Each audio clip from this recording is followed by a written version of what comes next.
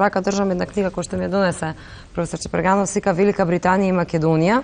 Ова е книга, како што ми рековте, што британците ја користат. Ја припремена за Париската мировна конференција во Версај, за британската делегација, за да се запознаат со историјата на Македонија. Така, ова им служи како приречник на самата конференција, да видат што е Македонија, како е Македонија, е направено од британски историчари, географи, етнолози, антрополози, економисти. Така, значи странски стручњаци. Да, странски стручњаци. Така, ова го велам, морам да прочитам еден дел, каде што пишува што се има во оваа книга, во еден дел кај што вика политичка историја, стои 338 година пред нова ера, битка кај Херонеа, Филип Македонски ја воспоставил својата власт врз грците.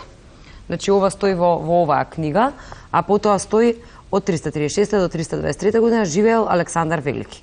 Значи, Александар Велики и Филип Македонски, битката кај Херонеа се точно ставени во македонската историја.